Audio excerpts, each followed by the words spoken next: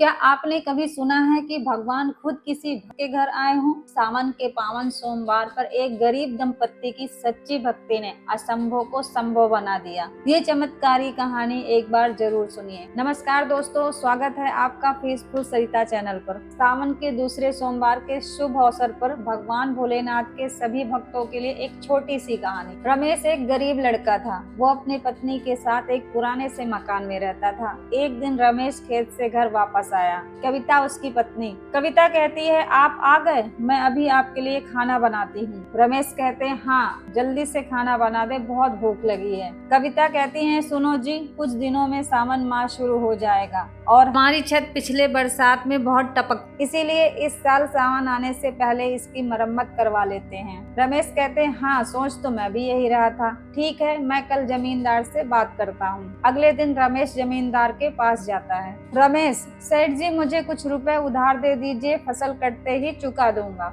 जमींदार कहते हैं, वाह, पिछले साल का कर्ज तो तुझसे चुकाया नहीं जा रहा है, नया चाहिए। पिछले साल सूखा पड़ गया था तो तूने कर्ज नहीं चुकाया, मैं अब तुझे एक पैसा भी नहीं दूंगा। रमेश निराश होकर घर वापस आ जाता है। कुछ दिनों बाद सावन शुरू हो जाता है। सावन के पहले सोमवार के दिन रमेश और कविता भगवान शिव के मंदिर जाने के लिए तैयार हो रहे थे। तभी बहुत जोर से बारिश शुरू हो जाती है। कविता कहती है, भगवान बारिश शुरू हो गई, अब हम मंदिर कैसे जाएंगे? रमेश कहते हैं, थोड़ा इंतजार कर लेते हैं, शायद कुछ देर में बंद हो जाए। काफी समय बीत जाने के बाद भी बारिश बंद नहीं होती। उनके घर की छत टपकने लगती है। रमेश कहते हैं, लगता है आज भगवान भोलेनाथ भी हमारी परीक्षा ले रहे हैं। तू ऐसा कर, घर में ही मिट्टी का शिवलिंग बना ले, उसी पर बेलपत्र और दूध चढ़ाकर पूजा कर लेते हैं। तो कविता कहती है, लेकिन वो तो बह जाएगा। ये दोनों सोच विचार कर ही रहे थे, तभी उनके दरवाजे पर किसी ने दस्तक दी। रमेश ने दरवाजा खोला। बाहर एक साधु और साध्वी खड़े थे।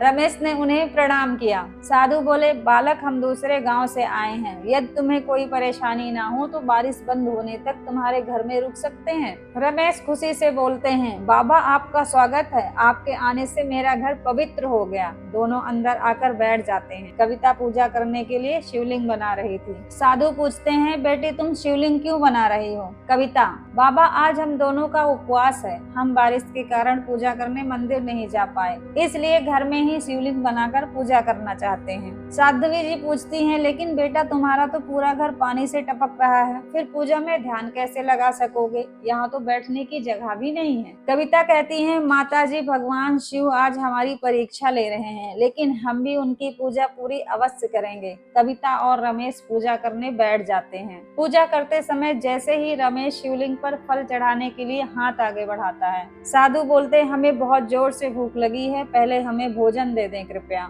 घर में कुछ नहीं था, इसलिए रमेश वो फल साधु को दे देता है। तभी कविता शिवलिंग पर दूध चढ़ाने लगती है। साध्वी बोलती है, मुझे भी बहुत भूख लगी है माता जी, अब तो हमारे घर में कुछ खाने के लिए नहीं है, ये भी आज खेत नहीं जा पाए, आज मजदूरी मिलती तभी भोजन पकता। साध्वी, कोई बात नहीं, ये दूध हमें दे दो। कविता वो दूध उन्हें दे देती है। साध्वी, अब हम रात्रि में तुम्हारे घर पे विश्राम करेंगे, लेकिन यहाँ तो सोने की जगह नहीं है। इतने में रमेश कहते हैं, आप चिंता न करें, आप आराम से रहें, हम यही दरवाजे के पास बैठकर रात गुजार लेंगे। रात को रमेश और कविता बातें करते हैं। रमेश कहते हैं, आज तो भगवान भोलेनाथ की पूजा भी नहीं कर सके, उपवास कैसे पूरा होगा? कविता कहती है, कोई बात नहीं, हम कल उपवास पूरा कर लेंगे। बातें करते करते दोनों सो जाते हैं। सुबह जब उनकी आंख खुलती है तो वहाँ साधु और साध्वी नहीं थे और वो मिट्टी का शिवलिंग सोने का बन चुका था। उनका पूरा घर बहुत सुंदर बन गया था। एक कोने में अन्न धन के ढेर लगे थे। ये सब देखकर रमेश और कविता